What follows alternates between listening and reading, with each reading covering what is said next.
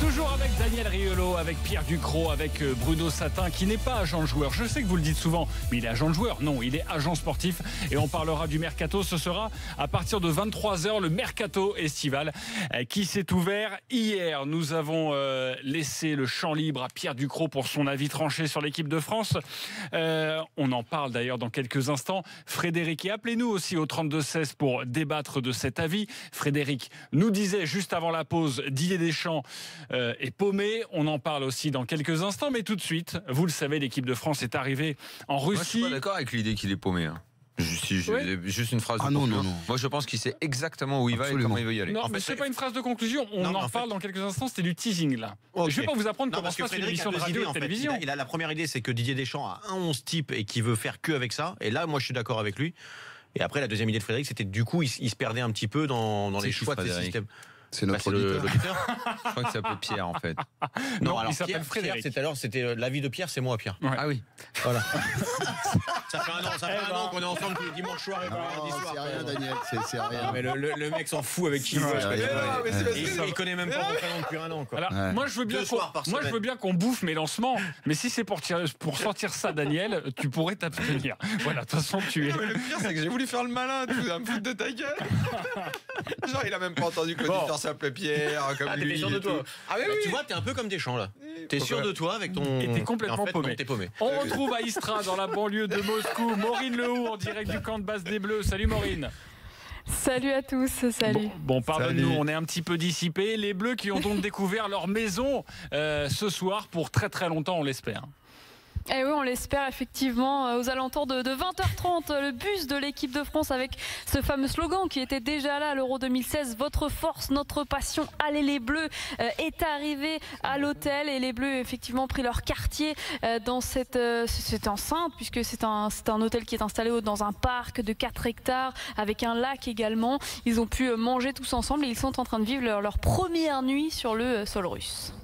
Quelle était l'ambiance? On sait qu'à Istra, juste avant l'arrivée des Bleus, c'était pas forcément incroyable. D'ailleurs, certains, on en a entendu sur RMC, sur BFM TV, on a entendu que certains habitants n'avaient pas forcément entendu de l'arrivée des Bleus. Est-ce que ça s'est un petit peu excité ou pas du tout? Pourquoi tu veux que s'excite? Non, effectivement, il y avait beaucoup plus de caméras et de journalistes que de supporters, une poignée de supporters, peut-être une dizaine, notamment des moscovites qui sont en villégiature dans la région d'Istra, ou encore des habitants de la ville qui étaient par curiosité venus voir ce bus passer, mais franchement aucun engouement à l'image de ce qu'on a vécu cette semaine ici. C'est vraiment pas, pour l'instant en tout cas, l'équipe de France n'attire dans pas l'indifférence la curiosité. générale. Oui, exactement. Complètement, effectivement. Comme Rocky dans Rocky 4 quand il arrive là-bas. Et il a gagné à la fin. Et voilà, c'est ça. Quand il arrive, personne ne pourra l'accueillir. D'ailleurs, j'ai un contre-exemple parce que j'écoutais François Malardeau, l'ancien chef de presse des Bleus en 2010. Il était aujourd'hui sur BFM TV. Il est évidemment dans l'after très régulièrement. Et il disait que quand ils sont arrivés, les Bleus en 2010, en Afrique du Sud, c'était une ambiance et un délire incroyable dès l'aéroport. Bon, ça ne nous avait pas forcément porté chance. Tant mieux donc pour cette équipe de France. C'est quoi le programme, la Maureen, pour les Bleus et pour ces prochains jours? Déjà demain. Dîner, là. Dodo. Non, ils ont déjà. Non, mais pas le programme immédiat. Ils sont au lit là. Ils sont au lit, ils se remettent de leur long périple. Et les choses sérieuses commencent dès demain, effectivement, pour Deschamps et ses hommes. D'abord, le sélectionneur va donner une conférence de presse vers 14h45, et puis ensuite, ce sera le premier entraînement de l'équipe de France sur le sol russe aux alentours de 16h heure française. Mais le grand moment de la semaine, ce sera mardi avec l'entraînement ouvert au public. On le sait que c'est toujours important, et là on attend plusieurs centaines de supporters français, et notamment ces supporters qu'on a suivis, vous vous en rappelez, qui sont partis de Lyon en bus pour arriver à Istra demain soir et être là pour le premier. Exactement. Combien de kilomètres ça fait ça? 40 heures de bus. Plus de 2000 km si je me trompe pas. On est vraiment dans un sacré périple pour ces supporters. Ils seront donc là mardi à Istra. C'est pour ça qu'on attend pas mal de supporters, en espérant que ce soit une belle ambiance qui règne dans ce camp d'entraînement des Bleus. Et puis ensuite, vous le savez, il y aura le départ pour Kazan, puisque samedi, déjà, l'équipe de France jouera face à l'Australie. Son premier match de ce mondial, ce sera à la mi-journée. Merci beaucoup Maureen Lehoux pour toutes ces informations. Pour dormir et belle soirée à toi, très vite sur RMC. Maintenant, 40 heures de bus, t'as le temps de dormir. Vous avez des petites couchettes, Daniel. Dans le car? Ouais, j'imagine le nombre de fois où les mecs ont dû gerber parce qu'ils étaient malades. Oh, le voyage de ma. Oh. Rien d'y penser, j'ai la nausée. Tu vas avoir les bleus, Daniel. Pardon. Il n'y a pas de train ? Non, je disais que le bus avait été aménagé justement avec une moitié de siège et une moitié de couchette. Et ils se relayaient, ils jouaient. Il y a des toilettes, Daniel, c'est moderne. Ouais. Ah, c'est un car. Aussi, tu peux faire des. Ah, c'était pas les cars qu'on prenait quand on était môme pour faire les déplacements de foot là, dans la région. Là, il y avait tout le temps des malades dedans. Moi, j'étais malade en car. Tout le temps. En fait, c'est l'odeur du tissu. J'ai réussi à trouver. L'odeur du tissu me rendait malade. Et si j'avais le bonheur, voire le malheur de me retrouver à l'arrière. T'étais malade. Il y avait le chauffeur qui était toujours en train de cloper des vieilles. Des gitas, des trucs qui puaient et tout. Tu pourrais voyager maintenant. Ah, mais à l'époque, c'était pas ça, mon vieux. Oui. Puis quand t'étais malade, on te donnait une espèce de sucre avec un alcool de menthe dessus, ça te faisait encore plus gerber. Attends. Ouais, voilà. Ah, ça me faisait gerber encore plus. Ouais, mais t'avais un sachet plastique dans le truc, dans la pochette. Lyon-Moscou en car, moi, jamais. Et pourtant, j'adore la voiture, mais en car. C'est vrai qu'il y a des cars beaucoup plus modernes. C'est plus. À l'époque, c'était les autocars Suzanne. Ça aurait pu être pire. Le dernier match amical était à Lyon. Ça aurait été à Rennes. Imagine, tu te rajoutes 10 heures de car. J'ai l'impression qu'on a dévié sur un truc, là, qu'on a pris l'itinéraire bis d'ailleurs. C'est vrai. J'ai un scoop pour vous, les gars, je peux vous le dire. Il n'y a pas besoin d'attendre la première conférence de presse. Le groupe vit bien ensemble. Ça, je vous le dis déjà, c'est sûr. C'est une vraie info ou alors c'est la saucisse habituelle. C'est une vraie info. Merci beaucoup, Bruno Satin, pour cette information. Tu reviens quand tu veux, évidemment. Je vous propose d'écouter Didier Deschamps, justement. C'était pas demain, forcément, parce que c'est pas passé. Mais c'était hier, après la rencontre face aux États-Unis. Pourquoi les Bleus ont mis du temps à rentrer véritablement dans cette rencontre? Pourquoi ils nous ont proposé cette copie? Écoutez le sélectionneur. J'aurais préféré gagner 5-0, mais dans l'euphorie, on va là-bas, c'est que l'Australie. Au moins, on va y aller avec les voyants un peu qui clignotent, parce qu'on va aller dans la difficulté, et c'est normal, comme dans toutes les Coupes du Monde. Je suis satisfait du travail qu'on a effectué. Le match, c'est pas celui-là qui a été le meilleur de nos 3 matchs, mais voilà, je me plains pas qu'on ait eu des difficultés ce soir, même si c'est lié. C'est pas une excuse, je cherche jamais des excuses, mais par rapport à la charge de travail qu'on a fait, on devait passer par là. Ils ont fait exprès alors en fait? Non, ils n'ont pas fait exprès. Mais après, je veux bien croire qu'effectivement les jambes étaient un peu lourdes et que t'as pas le jus nécessaire parfois pour faire des différences. Mais c'est justement là où quand tu es en place collectivement et tactiquement, tu peux t'en sortir. Quand individuellement, ceux qui font d'habitude la différence ont les jambes un peu plus lourdes et y arrivent moins. Et là, c'est tout le problème. Et c'est véritablement la question que l'on se pose. Est-ce que c'est juste un problème de charge de travail? Enfin, un problème. Tant mieux, le travail, c'est la préparation. Mais est-ce que c'est juste ça? Et ça rejoint aussi ton avis tranché et aussi la réflexion de Frédéric qui est toujours là, qui nous a appelé au 32-16. Mais qu'est-ce qu'il y a? Non, mais il est toujours là, vraiment? Ah bah oui, ça va lui coûter cher. C'est payant, Frédéric. On reste évidemment. Pas de problème.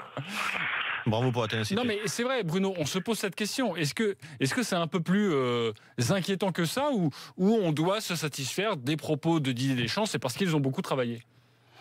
Sans doute, ils ont beaucoup travaillé. Après, c'est vrai qu'il y a sans doute, à une semaine du début de la Coupe du Monde, il y a ceux qui voudraient pas prendre un mauvais coup. Donc, dans les duels, dans les contacts, on y va sans doute un petit peu moins que ça le nécessiterait. Bon, contre l'Australie, il va y avoir des duels. C'est pas des champions, c'est pas des très grands joueurs, les Australiens, mais dans l'engagement, ils vont être là. Et je pense que c'est aussi pour ça qu'on avait choisi les États-Unis, une équipe entre guillemets anglo-saxonne, où c'est basé sur beaucoup d'engagement physique, à défaut d'avoir une grande technique. Donc je pense que le programme, en tout cas, il avait été relativement bien pensé sur les différents matchs amicaux, à la maison, des stades pleins, une bonne ambiance pour mettre tout le monde un peu en confiance. Peut-être que c'était un peu trop tranquille, quoi.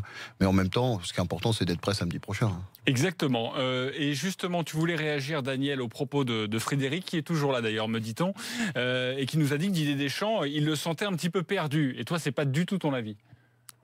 Oui, non, parce que je répète ce que j'ai dit il y a 2 minutes. Non, moi je sens qu'il est absolument pas perdu, qu'il sait exactement quelle équipe il veut mettre dès le premier match, comment il évoluera face à tel ou tel type d'adversaire. Non, je le sens absolument pas perdu. Deschamps, c'est pas le genre. Et ça n'a pas changé, justement. On peut ne pas être d'accord avec ses idées, avec ce qu'il l'a fait et fera, mais c'est pas un mec qui est perdu. En fait, Frédéric voulait, je pense, et comme Frédéric est toujours avec nous, il va pouvoir nous répondre, mais je pense qu'il voulait pas forcément dire paumé ou perdu, il voulait dire qu'il était têtu et donc il s'obstinait avec ces 11 joueurs qu'il veut faire jouer à essayer de trouver la bonne formule plutôt que d'en essayer d'autres. Je me trompe, Frédéric, ou Non, tout à fait. Je suis tout à fait d'accord avec Pierre. Pardon.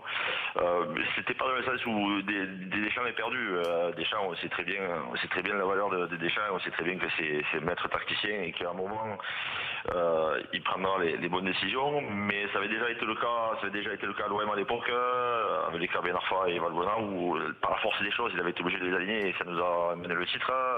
Ça avait été le cas déjà au dernier Euro où il avait été obligé de changer de fusil d'épaule à un moment aussi. On sait très bien comment ça se terminera de toutes les manières. À partir des 8e, ça sera 4-2-3-1 avec des gros travailleurs sur le terrain. Et dans ce cadre-là, c'est ce que je voulais dire justement, c'est que dans le cadre du 11 qu'il aligne là aujourd'hui, il y a des joueurs qui ne rentrent pas dans ce cadre-là. Pour moi, cette équipe, pour moi, elle ne ressemble pas à Deschamps. C'est là où je pense qu'il est un peu entre parenthèses paumé, parce qu'il veut absolument aligner toute cette puissance offensive avec ces jeunes qui vont vite, qui sont capables de dribbler, qui sont capables d'éliminer. Mais je pense que ça ne travaille pas assez, et du coup il essaie tous les systèmes de jeu justement pour les aligner tous ensemble, mais je trouve que ça lui ressemble pas. Et à un moment, je suis convaincu, il sera obligé de sortir un ou deux joueurs de l'équipe, notamment Dembélé et peut-être Pogba, pour revenir à un système beaucoup plus classique avec plus de travailleurs sur le terrain. Je le vois comme ça. Merci beaucoup Frédéric, ça y est, tu peux raccrocher, mais tu peux continuer évidemment d'écouter. L'after, nous sommes ensemble jusqu'à minuit. Est-ce qu'il y a des changements à prévoir pour le match face à l'Australie? Est-ce qu'il y a des joueurs qui ont des raisons d'être inquiets? Bruno? Non, mais je veux dire, on parle surtout de ce qui n'a pas bien fonctionné. Et effectivement, le rayon de soleil, par exemple, hier, je trouve qu'il est venu un peu de l'entrée des deux latéraux remplaçants, qui ont véritablement apporté quelque chose, qui ont apporté de l'impact, qui ont apporté un peu de précision, puis de la détermination aussi, qui avait peut-être fait un peu défaut, que ça soit à Djibril Sidibé ou à Benjamin Mendy, quoi. Donc ça, c'était aussi intéressant, parce que faire des changements quand la situation est bloquée, c'est pas que changer un attaquant, et peut-être que effectivement la participation des latéraux, c'est important dans le foot moderne. Et le souci, encore une fois, c'est que c'est le dernier match de préparation. Et je suis entièrement d'accord avec Bruno. Pour moi, les deux latéraux, si je me base sur ce que j'ai vu moi-même pendant cette préparation, j'ai très envie, moi, de démarrer avec d'autres joueurs que Sidibé, Mendy, donc avec Pavard et Hernandez. Okay, simplement parce que je sens déjà Benjamin Mendy pas prêt, voilà, physiquement. Ça, c'est pour moi, je l'ai souvent dit, et Daniel peut en être témoin depuis de très grandes semaines. J'ai très peur que cette Coupe du Monde corresponde à un creux physique qu'il va forcément avoir à un moment donné, après sa reprise. Et Sidibé, pareil, qui a eu une année tronquée par des blessures, enfin par une blessure, et qui est pas prêt pour moi physiquement non plus. Enfin, en tout cas, qui est pas encore revenu. Est-ce qu'on démarre la Coupe du Monde avec deux joueurs qui sont pas encore prêts, ou est-ce qu'on met ceux qui paraissent très en forme et qui à chaque fois qui rentrent ou qui jouent titulaire font le boulot? Et j'ai la réponse de Daniel hier, mais que va faire Deschamps pour toi samedi face à l'Australie? Je pense qu'il va repartir avec Mendy et Sidibé. Non, il va mettre son équipe. Il va mettre son équipe. Donc il va mettre Pavard et Hernandez sur les côtés? Non, il va mettre Sidibé. Ah oui, il va mettre l'équipe d'hier soir. C'est l'équipe qui a débuté, hier soir. Donc on est encore un peu dans la même philosophie, quoi. Entre Tolisso et Pogba ou Matuidi, quoi. Donc il y en a 2 sur 3 qui joueront, et puis il y en a qui... Ils sont 4 au milieu, t'en as un qui va sauter.